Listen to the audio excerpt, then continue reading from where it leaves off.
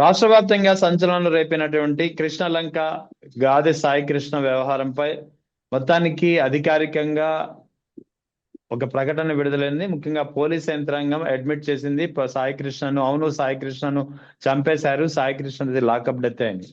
అయితే దీనికి సంబంధించి సిఐ నాగరాజును కోర్టుకు హాజరుపరిచినప్పుడు సమర్పించినటువంటి రిమాండ్ రిపోర్ట్ లో పేర్కొన్నటువంటి అంశాలపై కొంత స్పష్టత, కొంత అస్పష్టత ఉంది. సో ఈ అంశాలపై మాట్లాడేందుకు మనతో జాయిన్ అవుతున్నారు గుంటూరు నుంచి ప్రముఖ న్యాయవాది రాజనీ గారు. నమస్తే మేడం. నమస్తే అండి. మేడం, ఎలా చూడాలి మొత్తానికి గాది సాయి కృష్ణ వ్యవహారంలో సిఏ నాగరాజు అరెస్టు తర్వాత అతన్ని కోర్టులో సమర్పించినప్పుడు, హాజరుపరిచినప్పుడు ముఖ్యంగా సిట్ బృందం ఏదైతే దర్యాప్తు చేసిందో సిట్ బృందం దాఖలు చేసినటువంటి రిమాండ్ రిపోర్ట్ లో పేర్కొన్నటువంటి అంశాలు గాది సాయి కృష్ణది లాకప్ డెత్ అని చెప్పి పోలీస్ యంత్రాంగం అడ్మిట్ చేసిన పరిస్థితి. అయితే బాడీ మాత్రం, మృతదేహం మాత్రం వేరే బోర్డ్స్ తెలియడం లేదు, మాయమైపోయింది అని. అంటే ఎలా చూడాలి ఈ అంశాన్ని? రిమాండ్ రిపోర్టు స్పష్టంగా ఉన్నట్టా లేనట్టా? నమస్తే అండి. ముఖ్యంగా ఈ రిమాండ్ రిపోర్టు చాలా స్నాతులైన వాళ్ళతో, చాలా సీనియర్లతో బహుశా రాపించుంటారు. ఇది ఎల్లా డబ్బా వాళ్ళ వల్ల సాధ్యం కాదు. ఎందుకంటే ఈ రిమాండ్ రిపోర్ట్ చూస్తుంటే నాకు అర్థమైనటువంటి విషయం ఏంటంటే ఫ్యూచర్ లో కూడా నాగరాజు ఈ కేసులో, అంటే నాగరాజు గారు ఈ కేసులో నిర్దోషిగా బయటకు వచ్చేస్తారు. మరి ఓకే. మరి సాయి కృష్ణ డెడ్ బాడీ అది మాకు తెలీదు. అదే ఓకే. మాదిరిగా ఆ తల్లి సాయి కృష్ణని సిఏ నాగరాజు గారు కొడుతుండగా చూసింది. తర్వాత నా బిడ్డని విడిపించండి అనింది. నువ్వు వెళ్ళిపో, నీ బిడ్డ శవానికి దండ రెడీ చేసుకో అని అతను పంపించేసినాడు. కానీ కొడుతుండగా చూసింది అని చాలా మార్లు ఆవిడ స్టేట్మెంట్ అక్కడక్కడ ఒప్పుకున్నాం, మీడియాలో కూడా చూసినాం. దాని తర్వాత మార్కాపురం నుంచి తీసుకొచ్చింది సిఏ గారేనా? ఏ జీబులో ఎక్కించుకెళ్లారు? ఒక సిఏని డ్రైవింగ్ చేసుకుంటూ నాగరాజు గారిని తీసుకొచ్చేసారా? స్టేషన్ లోకి గౌరవ, అంటే విజయవాడ తాలూకా ఎంపీ గారు వచ్చారు, లోకల్ ఎమ్మెల్యేలు వచ్చినారు, తర్వాత జనసేనకి పంచాయతీ చేయడానికి కొంతమంది అక్కడ ఇన్ఛార్జీలు వచ్చినారు. అదే మాదిరిగా ఆ ఒక నెల రోజుల్లో చాలా చాలా చాలా జరిగినాయి ఆ స్టేషన్ లో మార్పులు చేర్పులు. ఎవరు వచ్చారు, ఎటు వెళ్ళారు, ఏం చేసినారు, ఎవరెవరితో ఏమేం చెప్పించినారు, అసలు ఈ ల్యాండ్ డీలింగ్ ఏంటి, సెటిల్మెంట్ ఏంటి, తన దేనికి వాడినారు, ఇవన్నీ కూడా సీసీ ఫుటేజ్ తో బయటపడుతుంది. ఆ సీసీ ఫుటేజ్ లేదు. మామూలుగా అయితే ఇక్కడ సీసీ ఫుటేజ్ మిస్ అయినా డిజిపి గారి ఆఫీస్ లో క్లౌడ్ లో సేవ్ అయి ఉంటదండి. ఒక 6 months స్టేట్ సీసీ ఫుటేజ్ ఉంటది. అవసరమైనప్పుడు ఒక 1 year సీసీ ఫుటేజ్ కూడా అక్కడ మనం తీసుకోవచ్చు. ఇక్కడ లేదు, అక్కడ లేదు, సీసీ ఫుటేజ్ మాయం. అంటే సరైన సాక్ష్యాలు లేని పిదపట కేసు కొట్టివేయడం అవుతుంది అని ఫ్యూచర్ లో రాబోయే జడ్జిమెంట్ అండి. సరే, వాట్ అబౌట్ నెక్స్ట్? ఫ్యూచర్ లో ఏంటో తర్వాత చూసుకుందాం. ప్రెసెంట్ రిమాండ్ రిపోర్ట్ లో పొందుపరిచినటువంటి చాలా అంశాల్లో సందిగ్ధత, సస్పీషియస్ కలిగి ఉన్నది. అంటే ఆవిడిచ్చిన కంప్లైంట్ వేరు, ఇప్పుడు ఫ్రెష్ గా ఉన్నటువంటి కంప్లైంట్ వేరు. నా బిడ్డని ఏం చేశారు, నా బిడ్డని నా బిడ్డకి ఏం జరిగింది, దీని మీద పూర్తి విచారణ చేసి నా బిడ్డని నాకు అప్పచెప్పమని ఆ తల్లి అడిగింది ఒకప్పుడు.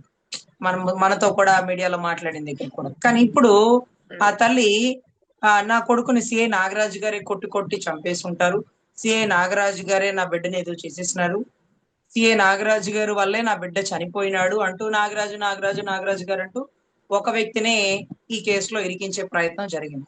మీరు చూడండి, గతంలో రఘురామకృష్ణరాజు గారిని కాళ్ల మీద కొల్లబొడిచిన కేసులో అయితే ఒక కానిస్టేబుల్, ఒక ఎస్ఐ, ఒక సిఐ ఉంటారు. కానీ దాంట్లో ఐపీఎస్ ఆఫీసర్లు ఉన్నారు. ఒక ఆయన అయితే బీహార్ కి ట్రాన్స్ఫర్ అయిపోయారు, సునీల్ నాయక్ గారు, ఇంకా సునీల్ కుమార్ గారు, ఇంకా విజయ్ కుమార్, ఇంకొక ఆయన ఎవరో కూడా విజయ్ బాబు గారు ఎవరో ఒక ఆయన ఉన్నారు ఆయన. సో వీళ్ళందరినీ కస్టడీలోకి తీసుకోవడం, అరెస్ట్ చేయడం, కొంతమందిని విచారణ చేయడం, కోర్టుకు ప్రొడ్యూస్ చేయడం. అంటే కాళ్ల మీద తగిలిన దెబ్బలని ఏదైతే కన్సర్న్ జీజీహెచ్ లో నిర్ధారించగా, దాని తర్వాత నాకు అనుమానం అంటూ మిలిటరీ హాస్పిటల్లో చెక్ చేసుకున్నప్పటికీ ఆ కేసులో ఐపీఎస్ ఆఫీసర్లు ఎంతో మంది ఇరుక్కుపోయారు కాళ్ల మీద దెబ్బలకి. కాదంబరి జత్వానీ గారి కేసులో ఆవిడని ఎక్కడో పెట్టి ఇబ్బంది పెట్టారు, లేకపోతే పలానా మమ్మల్ని దుర్భాషలాడారు, మా తండ్రిని తల్లిని తీసుకొచ్చినారు. ఇలాంటి కేసులో ఐపీఎస్ ఏదైతే క్రాంతిరాణ్ టాటా గారు, పిఎస్ సరాంజనేయులు గారు, విశాల్ గున్ని గారు, ఇంకొక ఎస్ఐలు, సిఐలు, అధికారులు వీళ్ళందరూ సస్పెండ్ అయిపోయారు. అంటే భావోద్వేగాలు, మనోభావాలు కొట్టిన దెబ్బలకి కాదంబరి జత్వానీ గారు కొట్టిన దెబ్బలు కూడా పెద్దగా ఎక్కడ మనకు తెలియదు. ఆవిడ మనోభావాలు దెబ్బతిన్నందుకు ఆమెను అక్కడి నుంచి తీసుకొచ్చినారు. కాళ్ళ మీద కొట్టినందుకు రఘురామకృష్ణరాజు గారి కేసులో.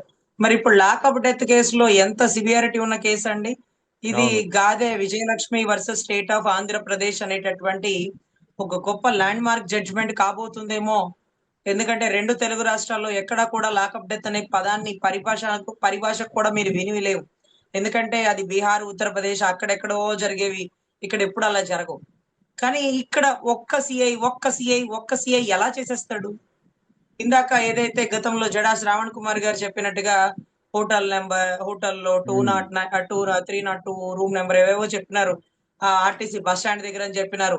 ఇవన్నీ తీగలాగితే డొంక కదిలిద్ది అన్నట్టుగా ఆయన ఇన్వెస్టిగేషన్ పార్ట్ గనక ఇంప్లిమెంట్ అయితే సిపి నుంచి, టాస్క్ ఫోర్స్ నుంచి, మున్సిపల్ ఆఫీస్ లో కమిషనర్ నుంచి, ఎందుకంటే ఏదైతే పోస్ట్ మార్టం సర్టిఫికేటా లేకపోతే పంచనామా సర్టిఫికేటా ఎవరి ఆధ్వర్యంలో ఇచ్చారు, ఒక అనుమానాస్పద మృతిగా లేకపోతే ఒక ఒక శవంగా దొరికినప్పుడు, అనాథ శవంగా దొరికినప్పుడు దాని ప్రొసీజర్ ఏంటి, ఇవన్నీ ఫాలో అవ్వాల్సింది మున్సిపాలిటీ వాళ్ళు కదా, డెత్ సర్టిఫికేట్ ఇవ్వాల్సింది. అంతే కదా. లేకపోతే ఖననం చేసినటువంటి స్వర్గపురి శ్మశాన వాటికి కదా.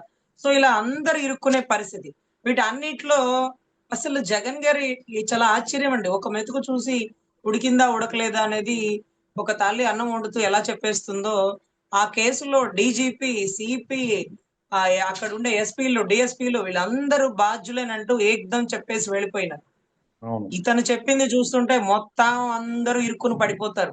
అందరూ ఇరుక్కుని పడిపోతే ఒకవేళ సిబిఐ వచ్చేస్తే లైవ్ డిటెక్టర్ కనుక పెడితే మేము చెప్తుంది నిజమేనా అబద్ధమా అనేది కూడా వస్తే ఎంతమంది పేర్లు వస్తాయి.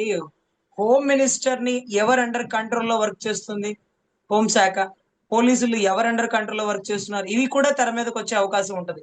సో ఈ రిమాండ్ రిపోర్ట్ లో మాకు అర్థమైన విషయం ఏంటంటే తారుమారు తక్కరుమారు ఆట ఆడారు. చాలా పెద్ద సీనియర్ ని తీసుకొచ్చి రిమాండ్ రిపోర్ట్ పూర్తి చేసినారు. ఈ రిమాండ్ రిపోర్ట్ లో గన సీసీటీవీ ఫుటేజ్ లో లేని కారణంగా ఆవిడ తల్లి బాధతో, భావోద్వేగంతో ఆరోపించడమే కానీ తల్లి చూస్తుండగా సిఐ గారు కొట్టి చంపిన ఎవిడెంటరీ లేదు కాబట్టి సిఐ గారు ఇవాళ కాకపోతే రేపైనా తప్పించుకుంటారు. అది మంచి విషయమే అనుకోండి. అలా అలా లాకప్ డెత్. మరి ఇప్పుడు ఆ డెడ్ బాడీ ఎక్కడ? అసలు ఆ మనిషి ఏమైపోయాడు అంటే వెతుకుతాం. ఒక 5 ఏళ్ళు, 6 ఏళ్ళు, 7 ఏళ్ళు, 10 ఏళ్ళు వెతుకుతాం. ఖాళీ బూడిదైపోయారని వాళ్ళకి తెలిసినటువంటి సమాచారం. చెప్పిన వాళ్ళు కూడా అక్కడికి సంబంధిత కానిస్టేబుల్సే పాపం. కానీ వాళ్ళు బయట చెప్పలేరు. సిఐ ముందు వెళ్ళలేరు. ప్రభుత్వానికి ఎదురు ఉండలేరు. సో ఇటువంటి పరిస్థితుల్లో ఈ కేసు ఇలాగా మరుగున పడిపోవడమే. ఆ రిమాండ్ రిపోర్ట్ లో ఉండే తప్పులు, ఆ తల్లి ఇచ్చిన కంప్లైంట్, ఆ తల్లి కోర్టుకి ఇచ్చిన కంప్లైంట్ వేరు, రిమాండ్ రిపోర్ట్ వేరు, ఆవిడ రాసిచ్చిన కంప్లైంట్ వేరు. అంటే ఆహా. అక్కడ ఒక కంప్లైంట్, ఇక్కడ ఒక కంప్లైంట్ ఇచ్చిందా అండి? నా బిడ్డకి ఏమైందండి, అంటే మరి అంటే మార్కాపురం నుంచి ఆవిడ్ని తీసుకొచ్చారు. భయపెట్టో లేకపోతే నయానో భయానో మరో కంప్లైంట్ రాయించుకున్నారా ఏంటి? 100% అదే జరిగి ఉంటదండి. 29న కోర్టులో ఆ తల్లి ఇచ్చిన కంప్లైంట్ ఎవిడెంటరీ కూడా బయటికి తీస్తే ఈ కంప్లైంట్ కి ఆ కంప్లైంట్ కి తేడా ఉంటది. ఎందుకంటే ఈ కంప్లైంట్ చాలా అద్భుతమైన పదజాలంతో రాసి. సో ఈ కంప్లైంట్ చూసే కొద్దీ మాకు అనిపిస్తుంది దగ్గరుండి అధికారులు రాసిచ్చిన కంప్లైంటే గాని ఆ తల్లి రాసిచ్చిన కంప్లైంట్ కాదు. ఎందుకంటే పలుమార్లు సిఐ నాగరాజు నాగరాజు నాగరాజు అని 4-5 చోట్ల ప్రస్తావన జరిగింది. ఆ తల్లి నా బిడ్డకి ఏమైంది, మార్కాపురం నుంచి పోలీసులు తీసుకొని వచ్చారట, నా బిడ్డని నాకు వెతికి ఇవ్వండి, పోలీస్ స్టేషన్ లో నా బిడ్డ ఉన్నారని చెప్తున్నారు కానీ కోర్టుకు సబ్మిట్ చేయలేదు, నా బిడ్డకి ఏం జరిగింది అని అడిగింది. కానీ ఈ కంప్లైంట్ లో నా బిడ్డకి ఇదే జరిగింది, ఇలాగే చేశారు, సిఐ గారే చేశారు అంటూ కూడా రాసి ఉండడం ఒకడు ఆశ్చర్యకరం అండి. వాట్ అబౌట్ అసలు ఫ్యూచర్ ఎలా ఉంటుందో, ఇలా చేస్తే పోలీసుల మీద నమ్మకం ఉంటుందా, ప్రభుత్వం మీద నమ్మకం ఉంటుందా, మరి చూడాల్సి ఉంటదండి. అయితే ఇక్కడ ఈ టోటల్ రిమాండ్ రిపోర్ట్ చూస్తుంటే సిఐ నాగరాజ్ ఒక్కడనే బాధ్యుని చేసి ఒక్కడనే బలిపశు చేసి మిగిలిన అధికారుల పేర్లు ఏవి బయటికి రాకుండా చేసే ప్రయత్నంలో భాగంగానే మీరు చెప్పినట్టు రిమాండ్ రిపోర్ట్ చక్కగా ఒక సీనియర్ చేత రాయించారంటారా? సీనియర్ పోలీస్ ఆఫీసర్ ని తీసుకొస్తే ఈ రిమాండ్ రిపోర్ట్ రాపిచ్చారు. సీనియర్ రిటైర్డ్ ఆఫీసర్ ని తీసుకొచ్చి ఈ కంప్లైంట్ మార్చారు. కంప్లైంట్ మార్చారు. రిమాండ్ రిపోర్టు చాలా అనుభవజ్ఞుడైనటువంటి 2-3 వ్యక్తుల్ని కూర్చోబెట్టి రాపిచ్చుంటారు. ఎందుకంటే ఆ తల్లి కంప్లైంట్ లో ఉండేటటువంటి మెన్షన్స్ వేరండి. నా బిడ్డకి ఏం జరిగింది అని అడుగుతుంది కానీ సిఏఏ నా బిడ్డను చేసినాడు అని అడగదు కదా. అందులోనూ మార్కాపురం నుంచి తీసుకురావాల్సింది సిఏ వెళ్తాడా అండి ఎవరినైనా పట్టుకురావడానికి? కోర్టు కానిస్టేబుల్స్ వెళ్తారు, సిఏ పోలీస్ స్టేషన్ విడిచి వెళ్తాడా? మరి మార్కాపురం నుంచి తీసుకొచ్చిన వాళ్ళలో సిఐ లేడు కదా. మార్కాపురం నుంచి ఎవరో కృష్ణలంక పోలీస్ స్టేషన్ వాళ్ళు తీసుకొచ్చారు. మరి అక్కడ సిఐ పేరు ఎందుకు వచ్చింది? పోలీస్ స్టేషన్ ఎవరైతే తీసుకొచ్చిన వాళ్ళని మనం ఎంక్వైరీ చేయాలి కదా. తీసుకొచ్చి ఎక్కడ పెట్టారు, ఎవరికి హ్యాండ్ ఓవర్ చేశారు, వాట్ నెక్స్ట్ ఏం జరిగింది, స్టేషన్ లో ఎన్ని రోజులు ఉంచుకున్నాడు, బాత్రూమ్ లో పడేసి కొట్టారు, ఇవన్నీ కూడా చాలా విషయాలు బయటకు వచ్చినాయి. ఆ కుటుంబ సభ్యులు స్వయంగా చెప్పినారు.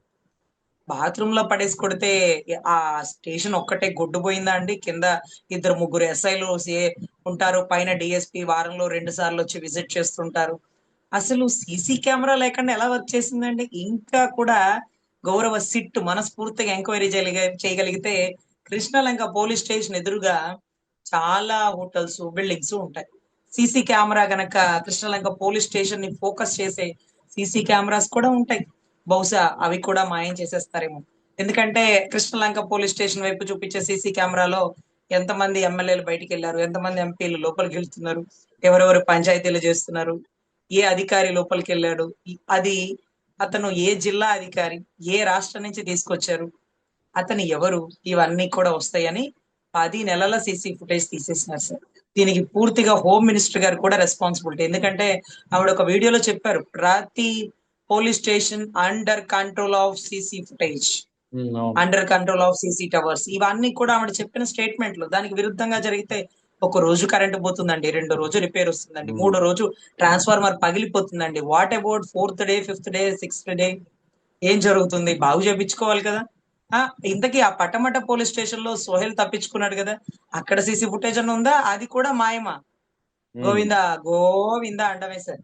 సో విజయవాడ అడ్డాగా పెట్టుకుని చేస్తున్నటువంటి సివిల్ దందా సెటిల్మెంట్లు కానీ, ఎన్నో రకాలైనటువంటి హత్యలు కానీ, తెలిసి తెలియని మాటలు కానీ, ఇవన్నీ పూర్తిగా తప్పు సార్. ఈ మధ్య కాలంలో ఏదైతే గాదె సాయి కృష్ణ వారి మరదలు ఇచ్చిన స్టేట్మెంట్ కూడా చూస్తున్నారు. ఫోక్సో కేసు, ఒక మైనర్ పిల్లని రేప్ చేసిన నన్ను సపోర్ట్ చేయమంటారా? మైనర్ పిల్లల్ని రేప్ జరగలేదట, మైనర్ పిల్లే చెప్పిందట. రేప్ జరగలేదని మైనర్ పిల్ల చెప్పినా నమ్మరు కదా. గవర్నమెంట్ హాస్పిటల్ కి ఆ అమ్మాయిని టెస్టులకి తీసుకెళ్తే ఆ అమ్మాయికి టెస్టులు చేసిన గవర్నమెంట్ హాస్పిటల్లో డాక్టర్లు ఆ అమ్మాయికి రేప్ జరగలేదన్నారట. తర్వాత ఆ అమ్మాయి చక్కగా అవేమి గొడవలు లేవు, అతన్ని ఇష్టపడ్డాను, మా ఇంట్లో వాళ్ళ కోపం వచ్చి అలాంటి కేసులు పెట్టారు, తర్వాత డాక్టర్లు నిర్ధారించారు నాకు ఎటువంటి రేపు జరగలేదు, నేను ఇప్పుడు ప్రశాంతంగా పెళ్లి చేసుకున్నాను, నాకు పిల్లలు కూడా ఉన్నారు, నా తండ్రి పెరాలసిస్ తో చనిపోయారు, అతని మీద అభియోగాలు ఏమీ లేవు, ఉన్న 13 కేసుల్లో 11 కేసుల్లో అతను అక్విటల్ అయిపోయాడంటే నేరగాడు కాదు, నిర్దోషిగా బయటకు వచ్చాడు. ఉన్న 2 కేసుల్లోనే వారెంట్ పెండింగ్. ఇప్పుడు గౌరవ డిప్యూటీ సీఎం గారు ఆచితూచి మాట్లాడితే బాగుంటది. చనిపోయిన వ్యక్తులు దేవుడితో సమానం, అది నేరగాళ్ళైనా మంచి వాళ్ళైనా. అలా చనిపోయిన వ్యక్తి లేడు కదా అని 14 ఏళ్ల పిల్లని రేప్ చేసిన వాళ్ళని నన్ను సపోర్ట్ చేయమంటారా అంటే, అయ్యా రేప్ జరిగిందా, జరగలేదా, ఆ కేసు ఇంకా ఉందా, కేసు పోయిందా, కేసు ఎలా పోయింది, తప్పుడు కేసులు అతని మీద ఎందుకు వేసినారు, వాళ్ళ తండ్రి ఏ కారణంతో ఇవి కూడా చూడాలి కదా. ఎవరో కోన్కిస్ గొట్టంగాడు చెప్పాడు కదా అవన్నీ రాసేసుకొని మీరు స్టేజ్ల మీద చెప్పేస్తారా? ఎంత గొప్ప స్థాయిలో ఉన్న వాళ్ళు ఆచితూచి మాట్లాడాల్సింది ఒక నాథరైజ్డ్ స్టేట్మెంట్ చెప్పేస్తారా అని కూడా రాష్ట్ర ప్రజలు భావిస్తారు. సో దయచేసి మీరు మాట్లాడేటప్పుడు చక్కగా అవి ఎవిడెంటరీ ఉన్నాయో లేదో ఎడ్యుకేషన్ లో ఉన్నటువంటి మీ OSD తో మాట్లాడుకొని ఈ కేసులు ఉన్నాయా లేదా, వాళ్ళు చెప్పిన మాటలు నమ్మొద్దు, మీరు పర్ఫెక్ట్ సమాచారం నాకు ఇవ్వండి అని దయచేసి మీ చుట్టూ ఉండే రాజకీయ నాయకులను కాకుండా OSDలను నమ్ముకోండి. వాళ్ళు చాలా నిజాయితీ పరులు. అదృష్టమో దురదృష్టమో మీ దగ్గర వర్క్ చేస్తున్నారు కాబట్టి మీరు దయచేసి వాళ్ళని మనస్ఫూర్తిగా నమ్మొచ్చు. ఎవిడెంటరీ లేకుండా ఒక చనిపోయిన వ్యక్తి గురించి ఇతను నేరగాడు, ఇతను గుండాగాడు, పేకలను కోసేసాడు, పేకలు కోసేసిన కేసులో జరుగుతుంది. పేకలు కోసేసినట్టుగా బీర్ బాటిల్ తో పేకలు కోసేసినట్టుగా ఎవిడెంటరీగా అవన్నీ జరుగుతున్నాయి. అతను ఏ ఫైలో ఉన్నాడు, ఏ 1 లో లేడు, ఏ ఫైలో ఉన్నాడు, ఆ చనిపోయిన సంథింగ్ ఎవరో ఒక రెడ్డి తాలూకా ఆ బిడ్డని ఇతనే స్వయంగా హాస్పిటల్ కి తీసుకెళ్లి జాయిన్ చేసినాడంట. ఇతను స్టేషన్ లో ఏదో జైల్లో ఇద్దరు ఫ్రెండ్షిప్ కలిసిందట. ఆ బిడ్డ ఎవరైతే చనిపోయిన బిడ్డకి తల్లిదండ్రులు లేరట, వాళ్ళ మేనమామ చూస్తున్నారట. వీళ్ళిద్దరూ ఒక ఫంక్షన్ లో జగ్గేపేట పుట్టినరోజు మూమెంట్ లో ఒకరికొకళ్ళు అరుచుకొని ఒకరినొకళ్ళు పొడుచుకొని ఏదో జరిగిపోయింది కదా. చట్టం తీసుకుంటది, చర్యలు తీసుకుంటది, అరెస్ట్ చేసిద్ది, అవసరమైతే ఉరి తీసిద్ది. మనం ఎవరు మధ్యలో మాట్లాడడానికి, ఆ స్టేట్మెంట్లు ఈ స్టేట్మెంట్లు ఇచ్చేయడానికి. జాగ్రత్తగా మాట్లాడాలి గౌరవ డిప్యూటీ సీఎం గారు. అయినా ఇది మన పరిధి కాదు, హోంశాఖ. ఎవరిని ఏమైనా అడిగినప్పుడు మీరు చక్కగా సమాధానం చెప్తారు, ఇది నా శాఖ కాదని. కానీ మీ శాఖ కానీ అదేంటది సార్, అదేంటది పాపం, బియ్యం బియ్యం స్మగ్లింగ్ పట్టుకున్నారు చూడండి. ఆ సో ఆ శాఖ కూడా ఏం శాఖ సార్ అది? సివిల్ సప్లైస్ అండి. కదా, సివిల్ సప్లై శాఖ ఆయనకి సంబంధం లేదు, అయినా కానీ సీజ్ ద షిప్ అన్నారు, ఆ శాఖలో తలదూర్చేసినారు. అలా అదేంటది సినిమాటోగ్రఫీ శాఖ ఆయనకి సంబంధం లేదు, కానీ సినిమా ప్రొడ్యూసర్ డైరెక్టర్లు అందరూ కూర్చోబెట్టి ఈయన మాట్లాడతాడు. కందులు దుర్గేష్ చేసే గారి పని కూడా ఈయన చేసేస్తాడు, సీఎం గారు చేసే పని కూడా ఈయన చేసేస్తాడు. ఆయన నచ్చిన శాఖలో ఆయనకి వెళ్ళిపోతాడు. ఆయన కొన్ని శాఖలో తలదూర్చుకోవడం కొన్ని రూల్స్ అండ్ రెగ్యులేషన్స్ ఉన్నాయిలేండి, ఆయనకి కొన్ని కండిషన్స్ పెట్టారు పై వాళ్ళు. సో ఆ కండిషన్స్ ప్రకారం ఆ శాఖలో మాత్రం తలదూర్చడు, కానీ అది క్రిమినల్స్ తాలూకా అదృష్టంగా మనం భావించాం. సో ఎనీవే ఆచితూచి మాట్లాడండి, కేసులు లేని దగ్గర ఉన్నవో లేవో కొంచెం చూసుకొని మాట్లాడితే బాగుంటుందని మా తరపు చిన్నపాటి అభ్యర్థన సార్. అదే ఇక్కడ ఈ రిమాండ్ రిపోర్ట్ లో పేర్కొన్నటువంటి ఒక అంశం, సాయికృష్ణ డెడ్ బాడీ గురించి వేరే బోర్డ్స్ అనేది ఇవాల్టి వరకు తెలియలేదు అని చెప్పి రిమాండ్ రిపోర్ట్ లో ఒక చోట ప్రస్తావించారు పోలీసులు. అంటే యాక్చువల్లీ ఒక్క నిమిషం, అతన్ని మాయం చేశారు, చంపేశారు అనేది కన్ఫర్మ్ అయింది రిమాండ్ రిపోర్ట్ ద్వారా. మరి అటువంటప్పుడు ఆ రిమాండ్ సిట్ దర్యాప్తు చేసిన బృందం డెడ్ బాడీ వేరే బోర్డ్స్ తెలియలేదు అని చెప్పి ఎలా రాస్తుంది? ఆ దిశగా ఎందుకు విచారణ జరగలేదంటారా, లేకపోతే ఏం జరిగిందంటారు? సార్ ఇలాంటి కేసుల్లో మామూలుగా మేము గతంలో ఇన్వెస్టిగేషన్ చేసిన కేసుల్లో ఏం జరుగుతుందంటే, ఇతనే పొడిచాడు అని ఆవిడ చెప్తుంది, కానీ తర్వాత ఎంక్వైరీ తర్వాత 2 years 3 years తర్వాత ఏమైతుందంటే, అతను పొడిచారని ఎవరో చెప్పారండి, నేను చూడలేదండి, నేను విన్నానండి అంటారు. ఎవరు చెప్పారో ఎవిడెన్స్ తీసుకురావాలి, ఆ ఎవిడెన్స్ తీసుకురాలేకపోతే సరైన ఆధారాలు లేని పిదపట కేసు కొట్టివేయడం అవుతుంది. ఇక్కడ మ్యాన్ మిస్సింగే ఉందండి, ఇంకా కూడా మీరు గమనించండి. మనిషి డెడ్ బాడీగా చనిపోయాడని కూడా ఇంకా నిర్ధారించాల. ఒకవేళ చనిపోతే ఎవరు చంపేశారో మళ్ళీ పట్టుకోవాల్సి వచ్చింది. ఎవరో దారిని పోయే దానయ్య, ఇంకెవరో కొత్తగా పేర్లు చెప్పొచ్చు, కానీ అతన్ని కొట్టారని, తర్వాత అతను బయటికి వెళ్ళాడని, తర్వాత లేకపోతే తప్పించుకొని వెళ్ళిపోయాడని, లేకపోతే ఇదంతా కూడా ఆధారాలు ఉండాలంటే సీసీ ఫుటేజ్ ఉండాలి కదా. కానీ స్టేషన్ లోకి తీసుకురావడం అనేది కన్ఫర్మేషన్ అయితే, తీసుకొచ్చిన వ్యక్తి ఏడి అని చెప్పాల్సిన బాధ్యత ఆ పోలీస్ స్టేషన్ SHO. మామూలుగా ఇలాంటి కేసులో SIA ఉంటాడండి, అంటే ఇన్వెస్టిగేషన్ ఆఫీసర్. సిఐకి సంబంధం ఉండకపోవచ్చు, అంటే SHOగా SI మెన్షన్ చేస్తారు, సిఐకి ఉండకపోవచ్చు. కానీ మరి చూడాలండి, నాకు ఆశ్చర్యం ఏంటంటే డెడ్ బాడీ చంపేసినారు, బూడు చేసినారు అనే పదజాలం నాకైతే ఎక్కడ పెద్దగా అనిపించలేదు. డెడ్ బాడీ అనే పదం ఉంది. డెడ్ బాడీ అనే పదం అంటే మరి బాడీ ఉండాలి సార్, లేదు బూడిద. రిమాండ్ రిపోర్ట్ లో అయితే మెన్షన్ చేశారు అంటున్నాను నేను, అంతే. అదే సార్ ఆశ్చర్యం, ఇప్పుడు డెడ్ బాడీ అంటే ఎక్కడ పెడతారు? పోస్ట్ మార్టం దగ్గర పెడతారా, గవర్నమెంట్ హాస్పిటల్లో పెడతారా సార్?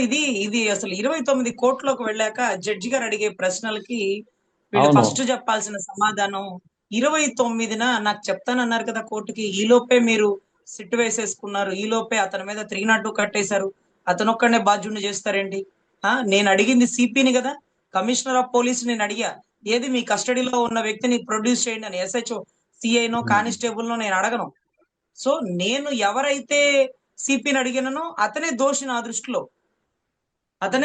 దృష్టిలో అని కూడా అనే అవకాశాలు ఉంటాయి సార్. కానీ డెడ్ బాడీ అనేది ఎప్పుడైతే మెన్షన్ చేసినారో బాడీ చూపించాలా, మరి బాడీ ఎక్కడి నుంచి? అంటే ఆ తల్లి చెప్పింది నా బిడ్డని కొట్టి చంపేసినాడు అని ఆ తల్లి అనుకుంటుంది. మరి కొట్టి చంపేసినాడు, నా బిడ్డని శవంగా చేసేసినాడు అని ఆ తల్లి భావిస్తుంది.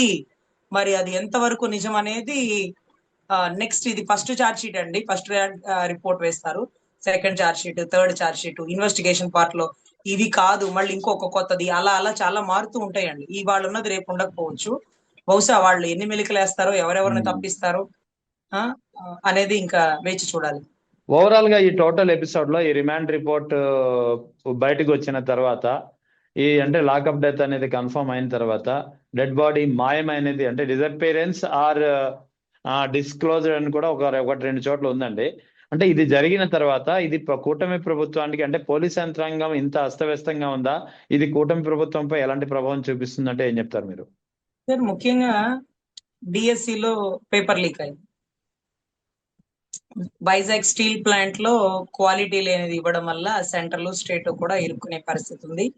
క్వాలిటీ లేని సరికి ఇవ్వడం వల్ల అక్కడ చనిపోయారు. ఇవన్నీ జరుగుతున్న మూమెంట్ లో ఈ లాకప్ డెత్ అనేది ఒక 10 రోజుల నుంచి మీడియాని మొత్తం చుట్టేస్తుంది. మెయిన్ స్ట్రీమ్ మీడియా అంతా దీని మీద కూర్చుంటే మంగళవారం రావాల్సిన డబ్బులు మూడో కంటికి తెలియకుండా అమరావతి రాజధాని రైతులు భూములు కలెక్ట్ చేసేయడం ఏవేవో జరిగిపోతున్నాయి.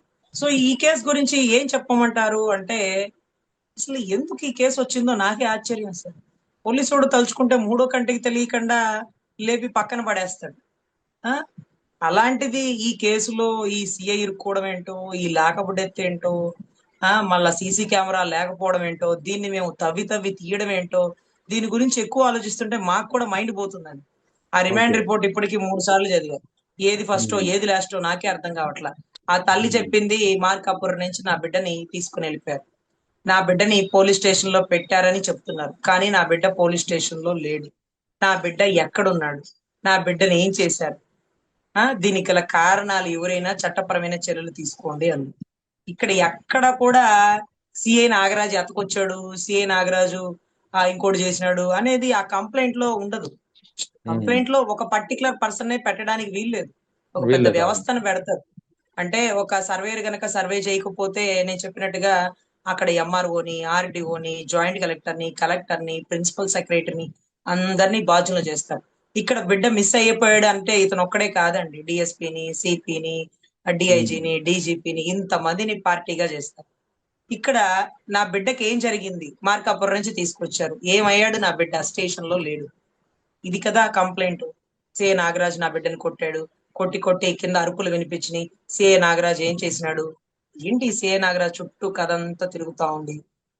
ఇందాక చంద్రబాబు గారు కూడా ఒక స్టేజ్ మీద చెప్తున్నారు. చనిపోయిన వాడు కాపే, చంపేసిన వాడు అని మీరు ఆరోపిస్తున్న సిఏ నాగరాజు కాపే. ఇక్కడ మళ్ళీ పవన్ కళ్యాణ్ ఎందుకు లాగుతారు? పవన్ కళ్యాణ్ గారికి ఏం సంబంధం? హోమ్ మినిస్టర్ గారికి సంబంధం కేసు. ఏదో దళితుడిని చంపగానే దళితులందరూ బయటకు వస్తారు. కాపుని చంపగానే కాపులందరూ బయటకు వస్తారు. బీసీని చంపగానే బీసీలందరూ బయటకు వస్తారు. కొంచెం ఇవి ఏంటంటే మైనారిటీలు చనిపోతే ముస్లింస్ అందరూ బయటకు వస్తారు. సో ఇట్లాగా కొంత వర్గము వాళ్ళకి జరిగిన అన్యాయాన్ని కూటమిగా ఉండి ప్రశ్నిస్తారు. ఎందుకంటే వాళ్ళు ఎప్పుడు అడగారిన బడుగు బలహీన వర్గాలుగా సొసైటీ భావిస్తుంది కాబట్టి. సో దానికి కులం ఎందుకు వచ్చింది, దీనికి కులం ఎందుకు వచ్చింది అంటే పవన్ కళ్యాణ్ గారు చెప్పారు చూడండి. లల్లూ ప్రసాద్ యాదవ్ గారి కాన్స్టిట్యున్సీలో ఒక కలెక్టర్ గారి భార్యను తీసుకెళ్లారు. కానీ ఆ కలెక్టర్ దళిత కలెక్టర్ అని. ఏమయ్యా, దళిత కలెక్టర్ ఎందుకు గుర్తుపెట్టుకున్నావు? లేకపోతే సిన్సియర్ హానెస్ట్ కలెక్టర్ అని గుర్తుపెట్టుకోవచ్చు కదా. దళిత అనేది అక్కడ ఎలా నోటెడ్ అయిందో కాపు, బీసీ, మైనారిటీ అనేది కూడా అలాగే నోటెడ్ అవుతుంది. సో దయచేసి ఇక్కడ కులాల ప్రస్తావన లేకుండా ఆ తల్లికి జరిగిన అన్యాయమే కాకుండా ఇది రాష్ట్రానికి జరుగుతున్నటువంటి అన్యాయం. రక్షక భటుల, భక్షక భటుల అని ప్రజలు భావించే పరిస్థితి ఉంది కాబట్టి సరైన సమాచారాన్ని పూర్తిగా ప్రజలకు అందించండి. లేకపోతే ఏం జరుగుతుందో వ్యవస్థలో అర్థం కావట్లా. మెయిన్ స్ట్రీమ్ డైవర్ట్ చేయడానికి ఇలాంటివి తీసుకొస్తున్నారా? గతంలో చెరువులో దూకి చనిపోయిన వాడు ఒకడు, అవమానంతో జీబులోంచి దూకి చనిపోయిన వాడు ఒకడు, నేరగాళ్ళు ఎలా చనిపోతుంటే ఇతను మాత్రమే ఎందుకు లాకప్ లో తన్నించుకొని ఎముకలు ఎరగొట్టించుకొని చనిపోవాల్సి వచ్చింది? మీడియాని డైవర్ట్ చేయడానిక? డిఎస్సి వ్యవస్థలో తప్పుని అసలు ఎంత పెద్ద డిఎస్సి పేపర్ లీక్ అంటే అసలు ఆ మినిస్టర్, విద్యాశాఖ మంత్రి కటకటాల పాలైపోయే పరిస్థితులు అయితే ఉంటాయి సార్. సో చూడాలండి వ్యవస్థలు వెళ్తున్నాయో, ఎందుకో మీడియా అటు డైవర్ట్ అవుతుందో. ఈ రిమాండ్ రిపోర్టు, ఈ కంప్లైంట్ అనుభవజ్ఞుడైనటువంటి ఒక అధికారితో రాపించినారు. ఆ అధికారి మాత్రమే గతంలో ఈ కేసుని బాగా డీల్ చేసిన వ్యక్తి, మళ్ళీ ఈ కేసులో సిఐని నిర్దోషిగా తీసుకురాగలిగిన వ్యక్తి.